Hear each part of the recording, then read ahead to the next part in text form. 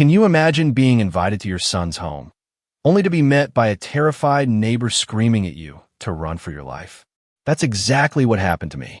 And what he told me next shattered my entire world, making my legs buckle and my heart seize with a shock so profound I almost fainted right there on the street. He said my son and his wife were monsters.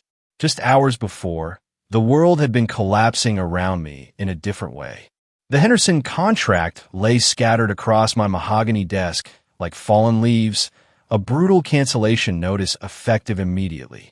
23 years I'd spent building Ramos Logistics, and now $22 million in annual revenue was gone. My coffee had gone cold hours ago, the cream forming an ugly film on top, a perfect metaphor for my life. I pushed my reading glasses up my nose, staring at the numbers, hoping they would change, but they wouldn't. I leaned back in my leather chair, feeling every one of my 67 years in my shoulders. The desert sun blazed through the blinds, casting harsh lines across the financial reports. My jaw clenched as I calculated the damage. 3 employees, maybe 4 would have to go. The phone's shrill ring cut through the afternoon silence like a knife. I almost let go to voicemail.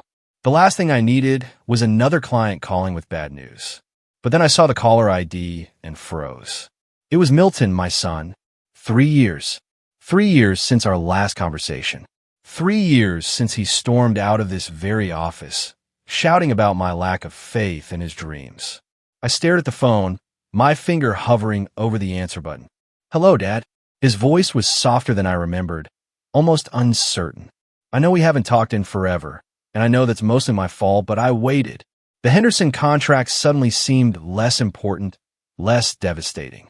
Flossie and I want to invite you over. We've missed you. Martha's photo, my late wife, smiled at me from the corner of my desk. She always said I was too stubborn, too hard on the boy. When were you thinking? Maybe this Friday? We'll make a great dinner. I've been wanting to show you the house. And Flossie's become quite the cook. He paused again. I owe you an apology, Dad, for how things ended between us. The fight came rushing back, fresh as yesterday. Milton, 35 years old, asking for $50,000 to invest in some app that would revolutionize transportation. The look on his face when I'd said no, when I'd told him to get a real job instead of chasing fantasies. You never believed in me, he'd shouted. I believe in hard work, not get-rich-quick schemes. The door had slammed so hard it rattled the windows. Martha's last photo had fallen off the wall that day. I miss you too, son. The words came out rougher than I intended, laced with emotion I hadn't realized I still held. I'll drive up Friday morning. Really? That's wonderful. We live in Beverly Hills now. I'll text you the address. Beverly Hills. The boy had done well for himself, apparently. Maybe I'd been wrong about him after all. Maybe Martha's gentle voice had been right, as usual. After hanging up, I sat in the silence for a long moment. The Henderson contract still lay before me, but it felt smaller somehow, less devastating. Family trumped business every time. I walked to my bedroom and pulled out my good luggage, the set Martha and I used for our anniversary trips.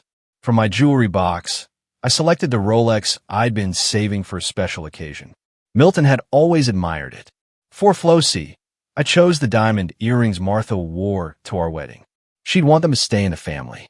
The drive would take about 6 hours if I left early. I folded clothes carefully into the overnight bag, my hands steadier than they'd been all week. Business problems could wait. My son was reaching out, and this time I wouldn't let pride get in the way. I carried my bags to the Cadillac, the 1975 DeVille that had served me faithfully for decades. The leather seats were worn but comfortable, like an old friend. As I loaded the trunk, the Arizona sun painted the sky in brilliant oranges and reds. Tomorrow, I'd see Milton again. Tomorrow, we'd start rebuilding what we'd lost. I placed the last bag in the trunk and looked toward the horizon, where California waited beyond the desert.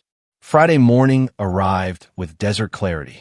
I backed the Cadillac out of my driveway at 9 sharp, the engine purring with satisfaction. Phoenix spread behind me in the rearview mirror, a sprawling testament to dreams built in harsh places. The interstates stretched ahead like a promise. Route 10 West had been my companion on dozens of business trips over the years, But today felt different. Today, I carried hope instead of obligation. I adjusted the rearview mirror and caught sight of my own eyes, bright with an anticipation I hadn't felt in months. The radio crackled to life as I merged into traffic. The Eagles filled the cabin with Hotel California, and I found myself humming along, despite the irony. The air conditioning battled the climbing heat as Phoenix gave way to open desert. By 11, I was deep in Arizona's heart, where civilization thinned to gas stations and truck stops. The landscape stretched endlessly in shades of beige and brown, punctuated by the occasional Joshua tree reaching toward an impossibly blue sky. This stretch always made me think of Martha. She'd loved these drives, claimed the emptiness helped her think clearly. All that space gives your soul room to breathe, she'd say, her hand resting on mine over the gear shift. A memory surfaced unbidden. Milton at 12, bouncing in the back seat of this very Cadillac as we drove to Roosevelt Lake for a camping weekend. Martha had packed enough food for an army, convinced we'd starve in the wilderness 30 minutes from town. "Dad, when can I drive?" Milton had asked, leaning forward between our seats. "When you're tall enough to reach the pedals without sitting on a phone book," I'd laughed. "That's not fair. Tommy's dad lets him steer on their ranch. Tommy's dad has more land and fewer traffic laws to worry about." At the lake, I taught him to cast a line, his small hands gripping the rod with fierce determination. Martha had taken pictures of us holding up a base that was honestly too small to keep, but we'd posed like we'd landed Moby Dick. Later, she'd laughed until she cried, watching us try to cook dinner over our pitiful campfire. "You two couldn't start a fire if your lives depended on it," she'd gasp between giggles. "We're learning important survival skills." I protested, but I was laughing too. Those were golden days. Before teenage rebellion, before college arguments, before the business fights that drove us apart. When had it all gotten so complicated? The gas gauge dropped steadily, and I pulled into a station in Quartzsite. The elderly cashier looked up from his newspaper as I entered, sweat beading on my forehead despite the air conditioning. "Visiting family in California?" he asked, ringing up my fuel purchase. "My son. Haven't seen him in years." His weathered face creased into a smile. "Family's everything. You're doing the right thing." The validation felt like cool water on sunburned skin. I walked back to the Cadillac with lighter steps. The California border appeared around 2 o'clock, marked by agricultural inspection stations and the first palm trees. The landscape began its subtle transformation from desert brown to coastal green. Traffic thickened as I approached the Los Angeles sprawl, luxury cars appearing with increasing frequency among the travel-worn sedans and trucks. My old Cadillac suddenly felt shabby among the gleaming BMWs and Mercedes that populated the lanes around me. Beverly Hills money moved differently than Phoenix money, apparently. The GPS on my phone guided me through increasingly affluent neighborhoods. Manicured lawns replaced desert landscaping. Swimming pools sparkled behind high walls. This was Milton's world now, far removed from the middle-class Phoenix neighborhood where he'd learned to ride a bike. Had I held him back somehow? Had my emphasis on practical work over big dreams limited his possibilities? Maybe this success proved I'd been wrong. Maybe the boy I'd raised had simply needed room to grow beyond what I could provide. Traffic crawled through Beverly Hills proper. Rodeo Drive appeared and disappeared in my peripheral vision, a street I'd only seen in movies. My palms grew damp on the steering wheel despite the air conditioning. The GPS announced distances in hundreds of feet now instead of miles. In 1 mile, turn right on Palm Drive. My heart rate picked up. 3 years of silence were about to end. I checked my appearance in the rearview mirror, smoothing my gray hair and adjusting my collar. The gift sat securely in the passenger seat, wrapped in the good paper Martha always insisted on saving for special occasions. In 500 feet, turn right on Palm Drive. The white modernist villa rose before me like something from an architecture magazine. Floor-to-ceiling windows reflected the afternoon sun, creating a mirror maze of light and shadow. A circular driveway curved around a central fountain, its water catching rainbows in the spray. Palm trees stood sentinel along the perfectly manicured lawn. I parked the Cadillac and sat for a moment, taking it in. Milton had done more than well for himself. This was wealth on a scale I'd never imagined. Certainly nothing my logistics company could have provided. Pride and intimidation warred in my chest as I gathered the gift bags from the passenger seat. The front door was solid oak with brass fixtures that gleamed like jewelry. I rang the doorbell and heard chimes echo inside, a melody that probably costs more than most people's car payments. Through the frosted glass, I could make out movement, shadows, furniture shapes, the suggestion of opulence, but no footsteps. I waited, adjusting my tie and smoothing my shirt. The desert heat seemed different here, humid with sprinkler mist and swimming pool evaporation. After a full minute, I knocked firmly on the door. Milton? Flossie? My voice carried across the quiet street. It's Dad. Silence answered back. I checked my watch. I rang the bell again, holding it longer this time. The melody played its expensive song to empty rooms. A security camera tracked my movement from its mount near the door. A red light blinked steadily, recording my growing confusion. I waved at it awkwardly, feeling foolish. Hello? Anyone home? The quiet stretched unbroken. No television sounds, no cooking noises, no voices calling that they'd be right there. Just the fountain's gentle splash and the distant hum of affluent neighborhood life.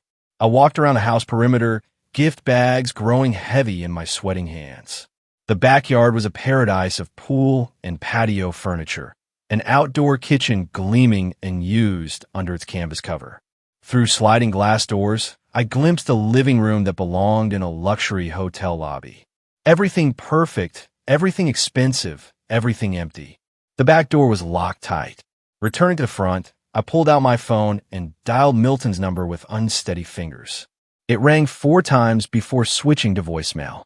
You've reached Milton Ramos. Leave a message and I'll get back to you. Milton, it's Dad. I try to keep the worry from my voice. I'm at your house like we planned. Where are you? Call me back. I tried Flossie's number next, though I barely knew her. We'd spoken maybe 3 times in Christmas calls over the years. Hi, this is Flossie. I can't come to the phone right now, but leave a message and I'll call you back soon. Flossie, it's Samuel. I'm here for dinner. Please call me back. The street remained tomb quiet, except for gardeners working across the way. Their leaf blowers provided the only signs of life in this perfect neighborhood. A security patrol car cruised past slowly, the driver giving me a long look that made me feel like an intruder. I sat down on the front steps, setting the gift bags beside me. The concrete was warm through my pants, but shade from the portico provided some relief. This had to be a misunderstanding. Traffic delays, maybe an emergency at work. People didn't invite their estranged fathers to dinner just to abandon them on doorsteps. Did they? My phone remained stubbornly silent. No return calls, no text messages explaining the delay. The fountain's cheerful splash began to sound mocking. 4 o'clock came and went. The sun shifted, removing my shade and leaving me exposed on the steps like a piece of unwanted furniture. Sweat soaked through my shirt despite the California breeze. My leather shoes felt tight and uncomfortable on the unfamiliar concrete. Other houses on the street showed similar signs of expensive emptiness. Closed gates, pristine driveways, the peculiar silence of wealth that insulates itself. I never felt more out of place, sitting on steps that probably cost more than my monthly mortgage payment. Maybe I'd misunderstood. Maybe Milton had meant next Friday, not this Friday. Maybe my eagerness to reconcile had made me hear what I wanted to hear instead of what he'd actually said. But no, he'd specifically mentioned this Friday, and Flossie had sounded excited about the dinner plans. My heart began to sink toward familiar territory. The same disappointment I'd felt when Milton missed my 60th birthday. The same hollow ache from when he'd skipped Martha's funeral service. Patterns repeating themselves, despite hopeful promises. I stood up slowly, knees protesting after the long sit. The gift bags felt heavier now, weighted with foolish optimism. Maybe it was time to accept that some bridges couldn't be rebuilt. That 3 years of silence had created a gap too wide for phone calls to cross. The Cadillac waited patiently in the driveway, faithful as always. I could drive home tonight, be back in Phoenix by midnight. If I pushed it, return to my own problems, my own world, where I understood the rules and expectations. I was reaching for my car keys when I heard footsteps rushing toward me. Wait, don't go in there. The voice came from behind a perfectly manicured hedge. I spun around, nearly dropping the gift bags, as a thin man emerged carrying an electric hedge trimmer. His gray hair was disheveled, thick glasses sliding down his sweat-slick nose. Excuse me. I steadied myself against the Cadillac's hot metal. I think you're confused.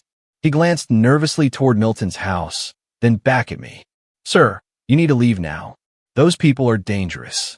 The man looked to be in his early 50s, wearing a grass-stained polo shirt and dirty gardening gloves. His nervous energy made my skin crawl, but not as much as his words. This is my son's house, I said firmly. I think you've made a mistake. His face went pale. Your son? Oh no, you're the father they mentioned. Ice ran down my spine despite the California heat. What are you talking about? Who mentioned me? He set down the hedge trimmer and stepped closer, lowering his voice to an urgent whisper. Your son and his wife, they killed her father. Poisoned him. That's impossible. The words came out louder than I intended. You must be mistaken. $5 million in inheritance. He died right after visiting them, just like you're doing now. My legs felt unsteady. This is ridiculous. My son would never. He was healthy as a horse when he came here for dinner. A week later, he's dead. The man's hand shook as he spoke. I'm Larry, by the way. I live right there. He pointed to the house next door. I've been watching this place since it happened. People die of natural causes all the time, I protested, but my voice sounded weak, even to my own ears. Natural causes don't make you vomit in someone's driveway. Larry's eyes darted toward the security cameras mounted on Milton's house. The neighbors saw him leave here, pale as death, throwing up before he even reached his car. The gift bag slipped from my sweating palms, landing on the hot concrete with a soft thud. The expensive wrapping paper crinkled, looking suddenly foolish in the harsh afternoon light. You're telling me my son is a murderer? The words felt foreign in my mouth. I'm telling you to leave before you become the next victim. Larry backed toward his hedge, clearly terrified of being overheard. That woman, Flossie, there's something cold about her. And your boy, he's changed since he married her. My heart hammered against my ribs. 3 years of estrangement suddenly took on a darker meaning. What if Milton had changed?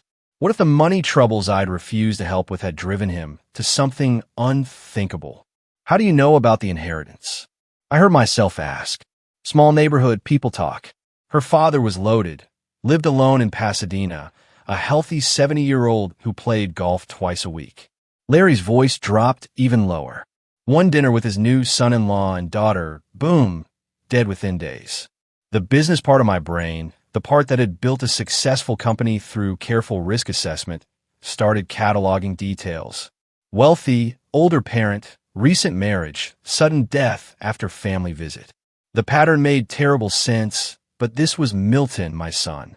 The boy I taught to fish, who'd cried when his goldfish died, who'd once brought home a stray dog because he looked lonely. I have to warn you because I couldn't live with myself if I didn't, Larry continued. But I've said all I can say. That's all I can do. He grabbed his hedge trimmer and started backing toward his own property, casting fearful glances at the cameras, tracking our conversation. Wait, I called after him. What about the police? What about them? Rich people die. Happens all the time. No investigation when there's no evidence. He paused at his gate. Just don't eat or drink anything they offer you. And don't stay the night. I watched Larry disappear behind his hedge, leaving me with questions that made my stomach turn. The driveway felt like a furnace under my feet. I paced back and forth beside the Cadillac, my mind racing faster than my heart. Larry had to be wrong. Delusional, maybe senile, or harboring some grudge against Milton and Flossie. My son wasn't capable of murder. The boy who'd cried over roadkill couldn't poison another human being for money, could he? I picked up the fallen gift bags. Their cheerful wrapping now mockingly bright. The Rolex inside had been meant as a peace offering, a symbol of renewed trust between father and son. Now it felt like evidence of my own naivety. 3 years. 3 years of silence after our fight about money. What had happened to Milton in that time? Who had he become? The memory of our last argument crashed over me with new significance. His desperation when asking for $50,000. I need this investment, Dad. My future depends on it. The wild look in his eyes when I'd refused. You'll regret not believing in me. At the time, I dismissed it as the tantrum of a spoiled adult who'd never learned the value of hard work. Now those words carried a different weight. A threat, maybe, rather than a prediction. I pulled out my phone and tried Milton's number again. Straight to voicemail. The mailbox now full. Flosie's phone rang endlessly before clicking to the same cheerful recording I'd heard an hour ago. Where were they? If this dinner invitation was genuine, why weren't they answering their phones? Why they left me sitting here for over 2 hours? The house loomed before me. Its white modernist facade, no longer impressive, but imposing, fortress-like. The security cameras seemed to track my every movement. Red lights blinking like mechanical eyes. How many people had those cameras recorded in their final hours? Martha's voice echoed in my memory. You're too hard on the boy, Samuel. Milton has your ambition, but not your patience. Be careful not to push him too far away. Had I pushed him toward this? Had my harsh criticism and refusal to support his dreams created the desperation that led to murder? But that was insane. People didn't kill for money, especially not their own family members. Except they did. The news was full of such stories. Inheritance disputes, insurance policies, elderly parents found dead under mysterious circumstances. I set the gift bags on the Cadillac's hood and leaned against the warm metal.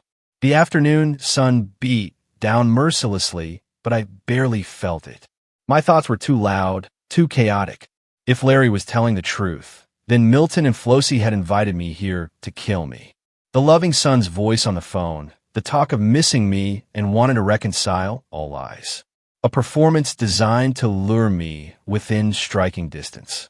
But if Larry was lying or mistaken, then I was standing here like a paranoid fool, destroying my only chance at rebuilding the relationship with my son.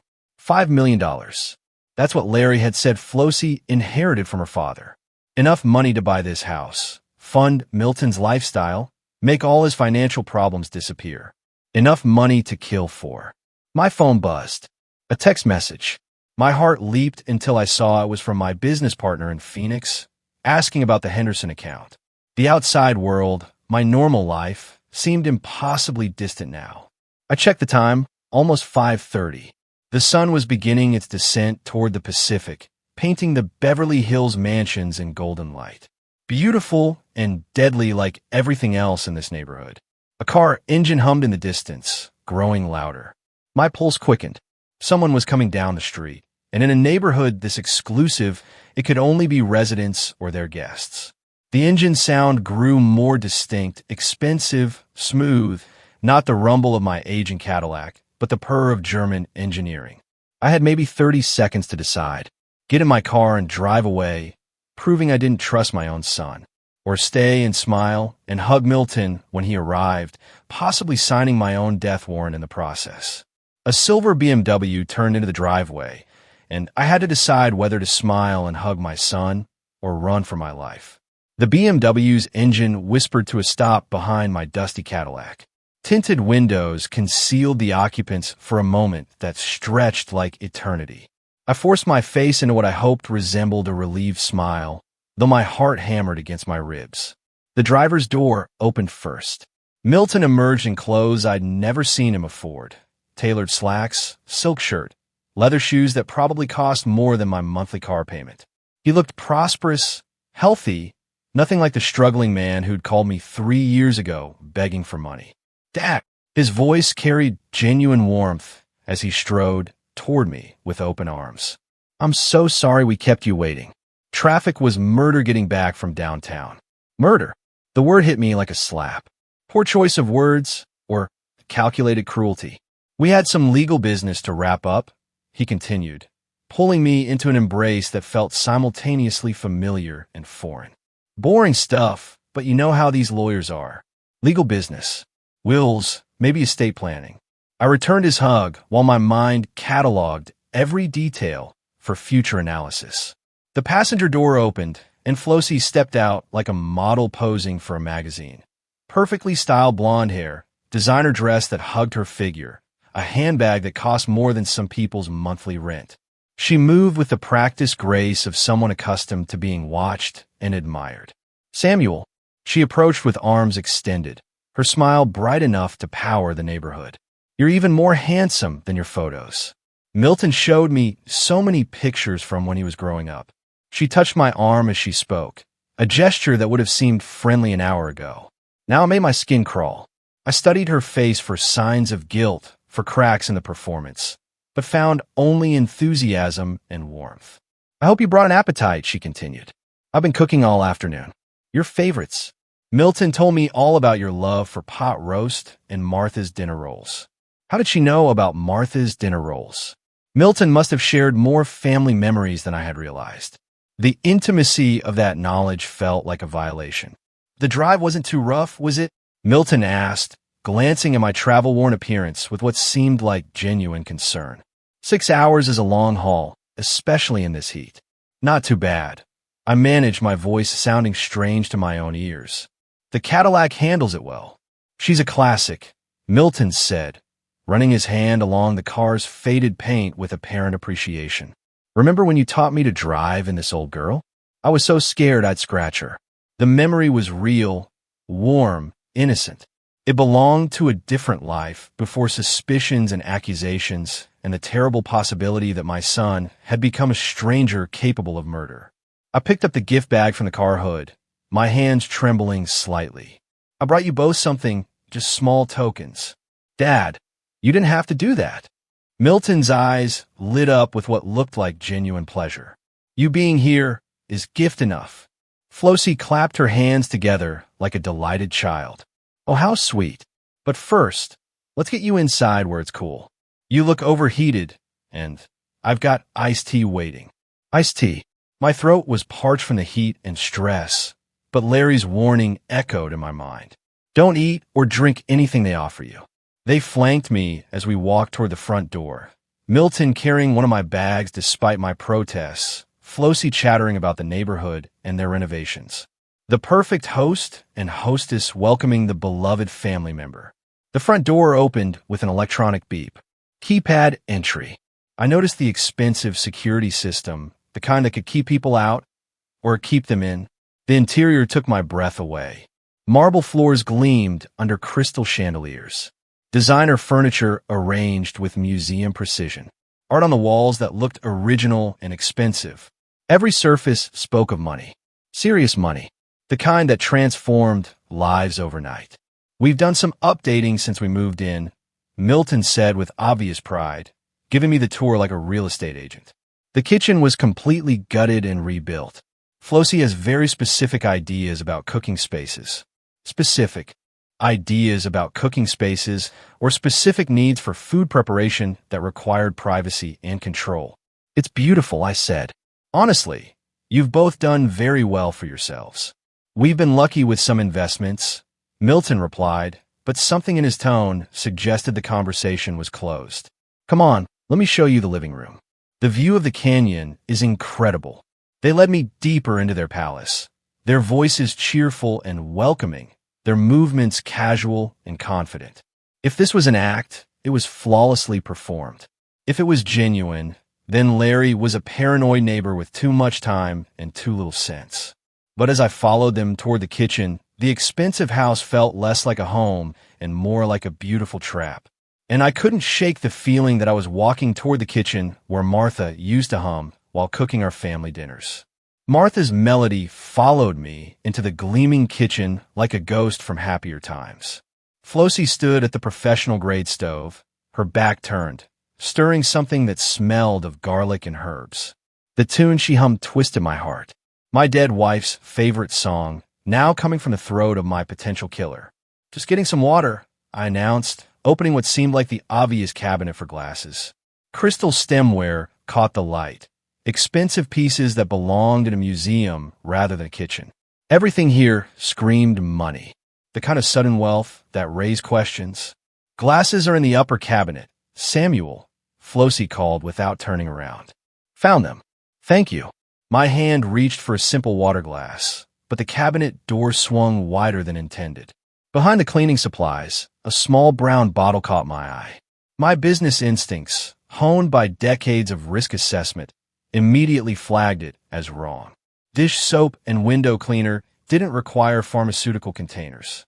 I glanced at Flossie, still busy at the stove, humming Martha's song like a mockery of family memories. The bottle felt cold in my palm. The label faced me clearly, as if fate wanted me to read every word. Potassium cyanide. Handle with extreme care. Warning symbols covered half the space. A skull and crossbones grinned up at me like death's business card. Time stopped. Larry had been right. They really were trying to kill me. My hand shook, nearly dropping the evidence. Every thriller movie I'd ever seen, every news story about family murders, suddenly became real and personal. This wasn't fiction or distant tragedy. This was my son planning to poison his own father. How much did it take? A few drops? A teaspoon? The label warned of extreme danger, which meant even small amounts could be fatal. My businessman's mind calculated while my father's heart broke into pieces. The cooking sounds continued behind me. Flossie chopping, stirring, completely unaware that I'd found her murder weapon. She probably thought herself clever, hiding it behind everyday items where no one would look. But I had looked and now I knew. By the way, if you're still with me after that chilling discovery, make sure to hit that subscribe button. You won't want to miss the next unbelievable stories I have to share. I forced my trembling hands to replace the bottle exactly where I'd found it, positioning it behind the same cleaning products. The cabinet closed with a soft click that sounded thunderous to my ears. Every movement had to appear natural, casual, the actions of a thirsty father-in-law, helping himself to water. The tap ran cold water into my glass while my mind raced through implications. $5 million in inheritance. Money. A house worth millions. A lifestyle neither Milton nor Flossie could afford through legitimate means.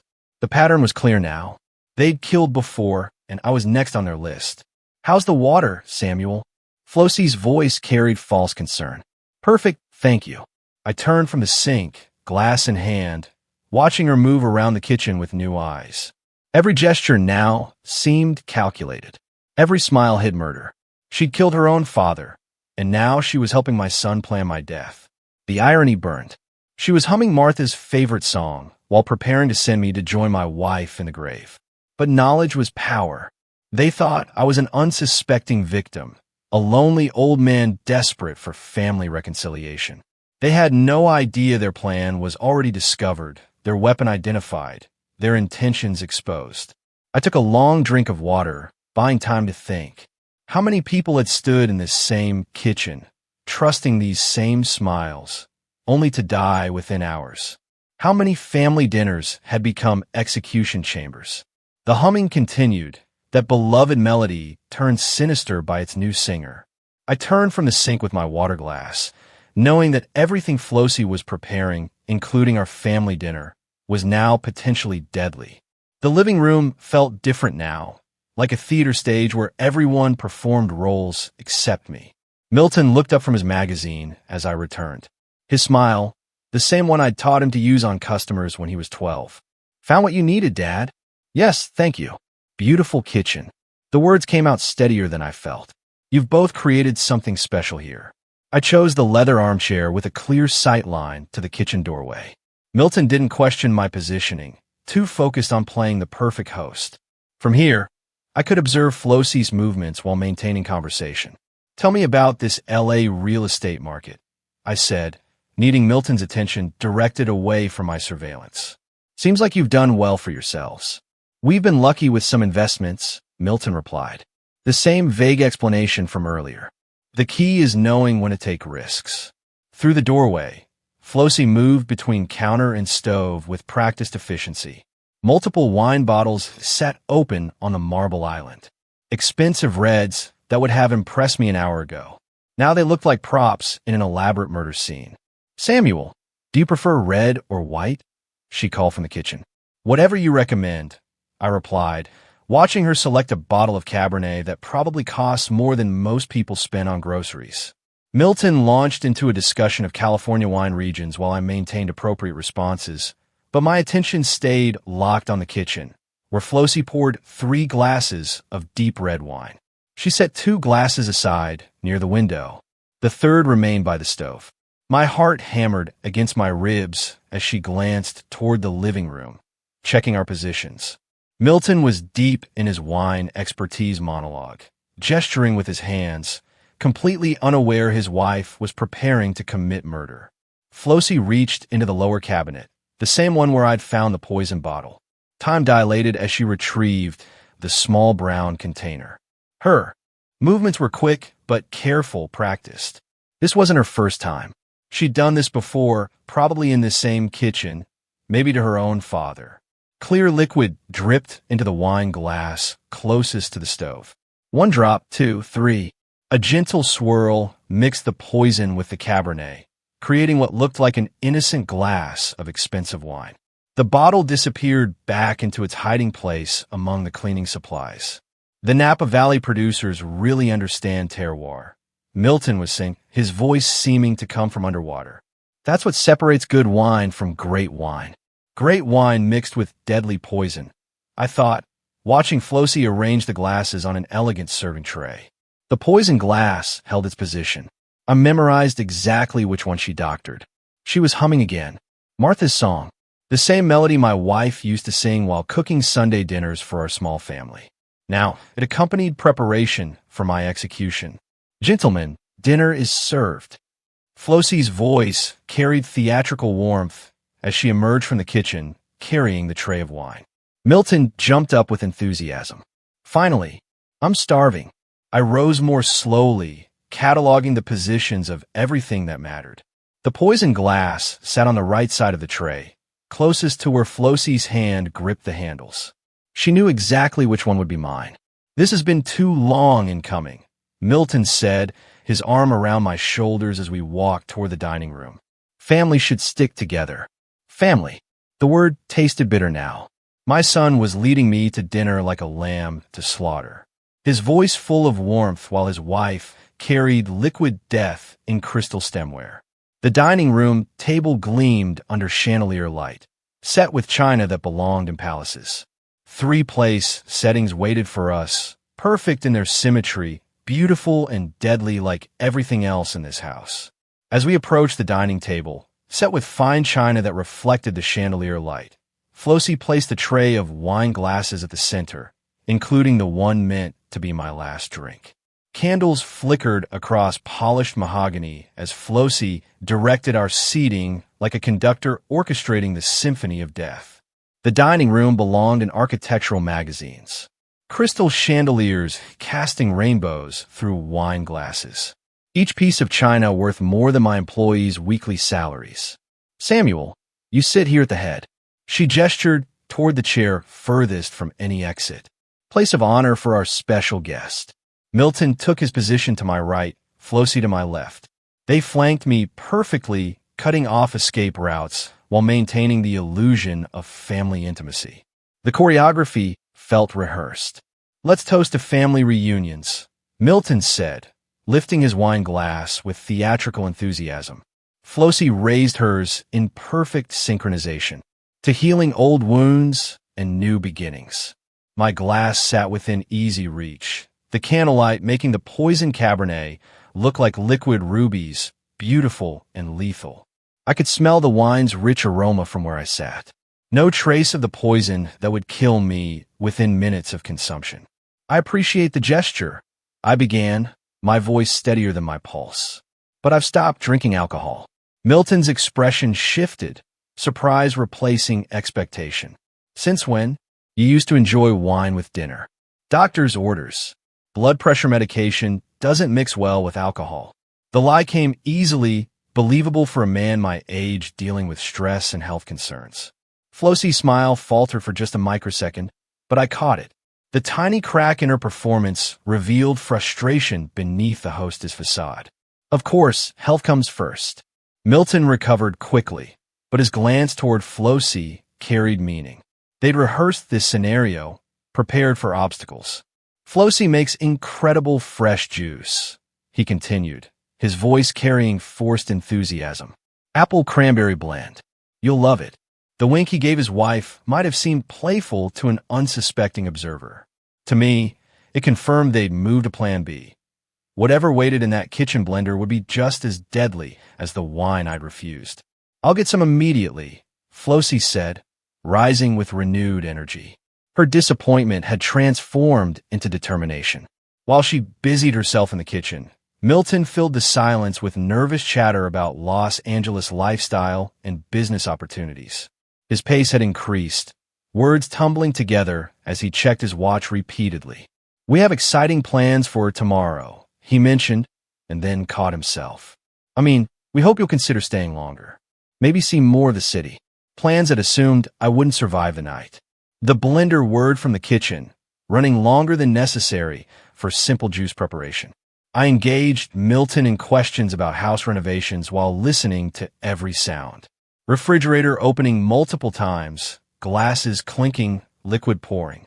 The preparation process seemed unnecessarily complex. This is our signature blend, Flossie announced, returning with an elegant glass pitcher filled with dark red juice.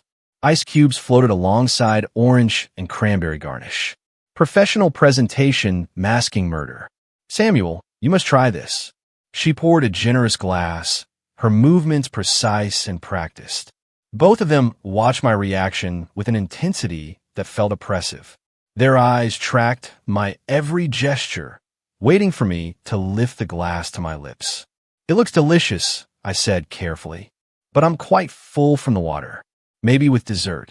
I don't want to spoil my appetite for this beautiful meal. Milton's insistence came immediately. Come on, Dad. Just a small sip. Flossie worked so hard on it. The pressure escalated with each refusal. Their desperation began showing through cracks in their performance. Milton's voice pitched higher. Flossie's hands tense as she hovered near my chair. Please, Samuel. Flossie's tone carried pleading undertones. Just a taste for me. Her positioning felt predatory, ready to react if I continued resisting their hospitality. They'd invested too much in this evening to let me leave without consuming their poison. I pushed back from the table with what I hoped looked like satisfied contentment rather than strategic retreat. Excuse me, I need to use the restroom before we continue this wonderful evening. As I stood, I saw Milton and Flossie exchange a look that confirmed what I already knew. They had no intention of letting me leave this house alive. The hallway stretched before me like a lifeline. Family photos lined the walls. Milton's graduation, wedding pictures, vacations to Europe, images of happiness built on blood money. Now each step toward the bathroom felt measured, calculated. Too fast would signal panic. Too slow might test their patience. Just need to freshen up before dessert. I called back, my voice carrying the right note of elderly politeness. The bathroom door closed behind me with a soft click. I turned the lock, the sound unnaturally loud in the small space. For the first time in hours, I was alone with my knowledge and my terror. My phone emerged from my pocket with trembling hands. Full signal strength. Thank goodness. I dialed 911 with the volume turned to its lowest setting, pressing the device close to my ear. 911, what's your emergency? My name is Samuel Ramos, I whispered. My son and daughter-in-law are trying to poison me. Sir, can you speak louder? Are you in immediate danger? Yes, but I must whisper. I'm hiding in their bathroom. They've poisoned my drinks twice tonight with potassium cyanide. The dispatcher's tone sharpened immediately. What's your location? I provided the Beverly Hills address, my voice barely audible above the sound of my own heartbeat. Through the door, I could hear Milton and Flossie talking in normal tones, probably discussing my bathroom break and their next move. I found a poison bottle in their kitchen, I continued. I watched her put it in my wine and juice. They killed her father the same way last year for inheritance money. Sir, stay on the line. Officers are being dispatched. Are there weapons in the house? I don't know about guns, but the poison is enough. They think I'm just using the facilities. How many people are in the house with you? 2. My son Milton and his wife Flossie. They're waiting for me to return so they could try again. The dispatcher's professional calm steadied my nerves. Officers will be there in approximately 20 minutes. Can you stay safe that long? 20 minutes. An eternity when you're performing for your life. I'll need to go back and act normal, but they'll suspect something. The poison drinks are still on the dining table. The cyanide bottle is under the kitchen sink, behind cleaning supplies. Don't touch anything else. Let the officers collect evidence. Keep your phone accessible, but not obvious. I flushed the toilet and ran water in the sink, creating authentic bathroom sounds. In the mirror, my reflection looked older than my 67 years. But my eyes held a determination I hadn't felt since Martha's death. What if they tried to force me to drink something? Refuse everything. Create any excuse. Help is coming, Mr. Ramos. Understand. I'm going back now. The connection ended. I slipped the phone into my pocket, took a deep breath, and prepared to perform the role of my life. The unsuspecting father, grateful for family reconciliation, unaware that dessert would be my last meal. Milton's voice carried through the door. Dad, you okay in there? Dessert's ready. Coming right out. I opened the bathroom door and walked back toward the dining room, knowing that in less than 20 minutes, this house of lies would be filled with police officers, and my son's life would be over forever. The dining room felt like a stage where I performed my final act. Flossie had arranged an elaborate apple pie, steam rising from its golden crust that would have looked appetizing hours ago. Now it represented another potential murder weapon. Samuel, I made this especially for you, she announced, knife poised over the dessert. Your favorite, Milton told me. It looks absolutely wonderful. I managed, checking my watch discreetly. 15 more minutes, but I'm quite full from that delicious dinner. Let me digest first. Milton's enthusiasm felt forced. Come on, Dad. Just a small piece. Flossie spent all afternoon on it. I deflected with practiced ease. Tell me about your neighborhood first. I saw some beautiful homes driving in. The real estate market here must be incredible. The conversation bought precious time, but I could see frustration building behind their smiles. Milton checked his phone repeatedly. Flossie's grip on the serving knife tightened with each passing minute. Then salvation arrived in the form of car doors slamming outside. Milton frowned toward the front window. That's strange. Sounds like a lot of cars. Heavy footsteps crossed the walkway. The doorbell rang, followed immediately by authoritative knocking that made the expensive front door rattle. I'll get that, Milton said, confusion replacing his dinner party charm. Flossie followed him toward the entrance while I remained seated, my heart pounding with relief and anticipation. LAPD, we receive a call about a possible poisoning incident at this address. Milton's voice cracked with shock. Poisoning? There must be some mistake, officer. I stood up and walked toward the foyer where 3 uniformed officers filled the doorway. Their presence transformed the elegant entrance into a crime scene. Officers, I'm Samuel Ramos. I made that call. The color drained from Flossie's face like water from a broken glass. Milton's confusion shifted to horror as understanding dawned. Dad, what did you do? I called for help when I discovered you were trying to murder me. I replied, my voice steadier than it had been all evening. The lead officer stepped forward. Mr. Ramos, where are the items you mentioned? I gestured toward the dining room. The poison wine and juice glasses are on the table. The potassium cyanide bottle is in the kitchen, under the sink behind cleaning supplies. Milton's desperate denials fill the air. This is insane. We would never hurt my father. He's confused, possibly having some kind of episode. But Flossie remained silent, her calculating mind already working on damage control. Her silence spoke louder than Milton's protests. 2 officers moved toward the dining room, while a third headed for the kitchen. Within minutes, they were photographing evidence and carefully bagging the poisoned beverages I'd refused to consume. The cyanide bottle is exactly where he described, called the kitchen officer. Milton's face went white as the implications hit him. The evidence was undeniable, physical, damning. Sir, you're under arrest. For attempted murder, the lead officer announced, producing handcuffs. Dad, please. Milton's voice broke as the cuffs clicked around his wrists. Tell them this is all a mistake.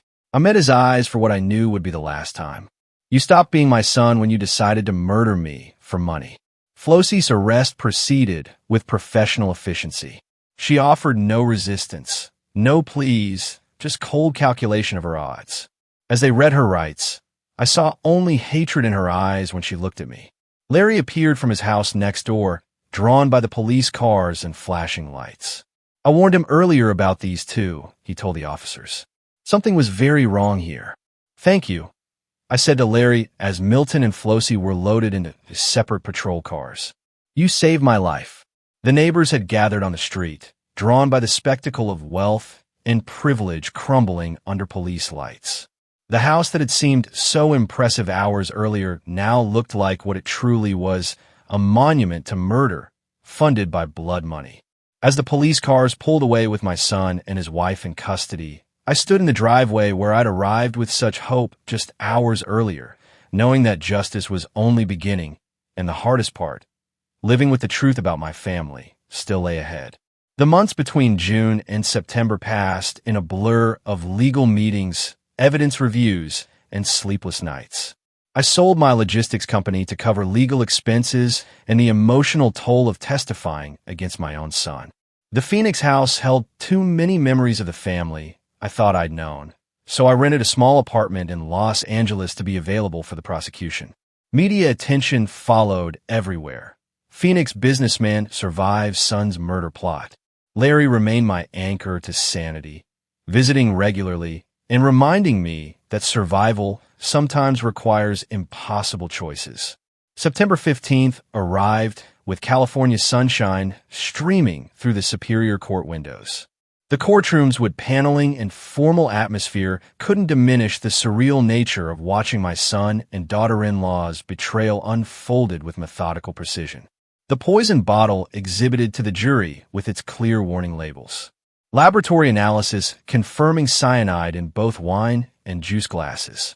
Financial records showing Flosie's convenient inheritance and subsequent spending spree. Larry testified about his warnings and suspicions. His nervous energy on the witness stand reminded me of when he'd rushed from behind his hedge to save my life. Then came my turn. Mr. Ramos, please tell the court what happened on the evening of June 20th. I recounted the discovery in the kitchen cabinet, watching Flosie poison my drinks, the desperate bathroom phone call. The jury listened with rapt attention as I described performing for my life while my would-be killers served dinner. The defense attorney tried to portray me as a confused elderly man, perhaps suffering from paranoid delusions, but my business background and clear recollection of events undermined their strategy. Mr. Ramos, the prosecutor asked, are you certain about what you witnessed? I saw her add poison to my drink with my own eyes. My son invited me to dinner to kill me for my money. The words hung in the courtroom air like an indictment of everything family should represent. Expert testimony followed on cyanide's lethality and proper storage protocols. Financial forensics revealed the inheritance money timeline. Most damning, investigators had reopened the case of Flosie's father's death, finding suspicious similarities. The defense's desperation showed in their closing arguments, grasping at explanations for household poison storage and misunderstood dinner preparations. But the evidence was overwhelming, undeniable, deadly. 6 hours of jury deliberation over 2 days felt like an eternity. When they returned, the foreman's solemn expression told the story before he spoke. We find the defendants guilty on all charges. Relief and heartbreak collided in my chest. Justice had been served, but the cost was everything I believed about family. The judge's sentencing was swift and final. Milton received life imprisonment without parole for attempted murder and conspiracy. Flosie got life for her father's murder and the attempt on mine. The $5 million inheritance was ordered returned to her father's estate. As they led Milton away in shackles, he made one final desperate appeal. Dad, I never meant for it to go this far. You stopped being my son when you chose money over love. I replied, the words cutting through years of false hope and willful blindness. Flosie maintained her cold silence to the end, showing no remorse, no recognition of the lives destroyed by her greed. I walked down the courthouse steps into California's sunshine, feeling simultaneously empty and free. The drive back to Phoenix represented more than a geographical transition. It was a journey toward whatever remained of my life. The desert landscape looked different now, cleaner somehow, as if the truth had burned away illusions like morning fog. Larry had helped me pack, promising to visit once I settled back home. I used part of the recovered inheritance money to establish a scholarship fund for students studying business ethics. Martha would have approved of turning blood money into something constructive. Sitting in my Phoenix living room months later, surrounded by photos that now told a different story, I understood that survival isn't just about avoiding death. It's about rebuilding life after trust dies. Justice was served, but the cost was everything I thought I knew about family. I learned that sometimes the greatest betrayal comes from those we love most, and the greatest strength comes from surviving it. What would you have done if you found yourself in my shoes, faced with such an unthinkable betrayal? How do you rebuild your life when the foundation of your own family crumbles before your eyes? Let me know your thoughts in the comments below. I really want to know.